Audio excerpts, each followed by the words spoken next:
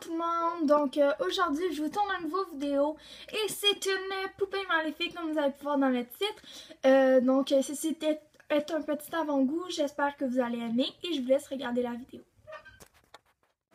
Allô tout le monde, donc je vais commencer par mettre mon correcteur parce que les poupées ont vraiment une peau de porcelaine, donc vraiment parfaite. Donc si vous voulez mettre du fond de teint pâle, je vous le conseille.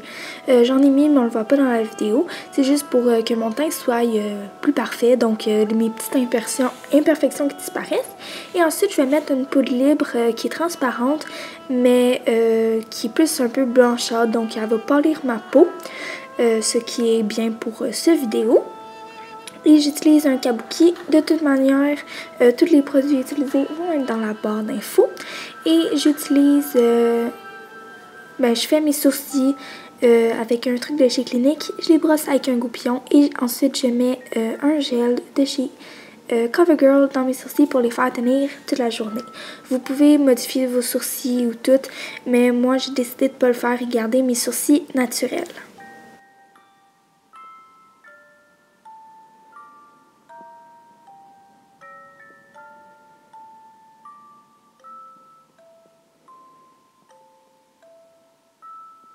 Pour cette étape, je vous conseille vraiment de prendre un crayon blanc, mais j'en avais pas. Donc, j'utilise des genres de brillants de chez Marcel.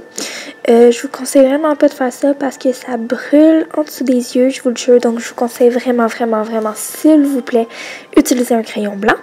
On va juste le mettre dans la muqueuse et passer sur nos cils pour vraiment les blanchir pour plus qu'ils paraissent. Et on va créer comme une autre muqueuse en dessous de notre vraie muqueuse. Donc, vu que j'avais pas de crayon blanc, j'ai juste mis ça pour faire une genre de colle. Et ensuite, j'utilise de l'ombre à paupières blanc. Et sérieusement, ça marche vraiment si vous n'avez pas de crayon blanc. Mais s'il vous plaît, je vous conseille fortement d'utiliser un crayon blanc. Donc c'est ça que ça donne, ça fait vraiment un effet comme plus dramatique et j'aime vraiment le look que ça donne.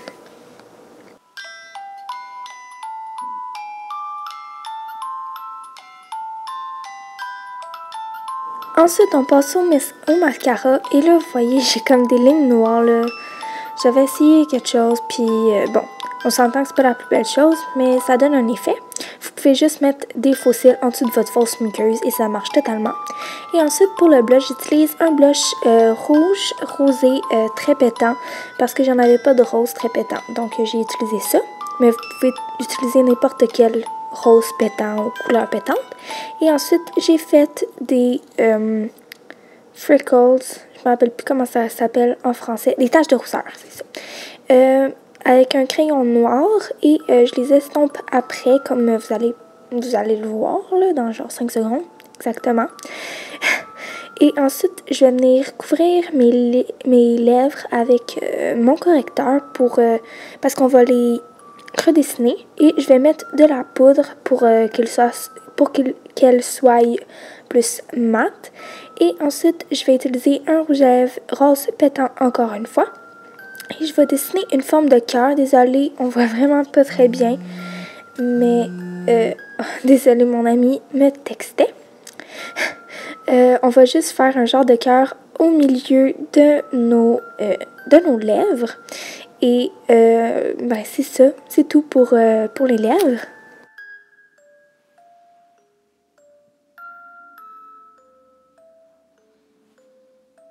Ensuite, vous pouvez prendre n'importe quel eyeliner. Moi, j'ai pris un eyeliner liquide, mais c'est pas grave.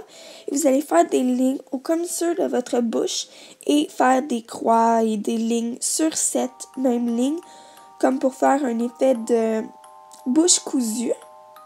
Donc, vous allez voir dans un instant qu'est-ce que je fais. Donc, c'est pas mal ça pour la vidéo. J'espère vraiment que vous avez aimé et on se retrouve dans une prochaine vidéo.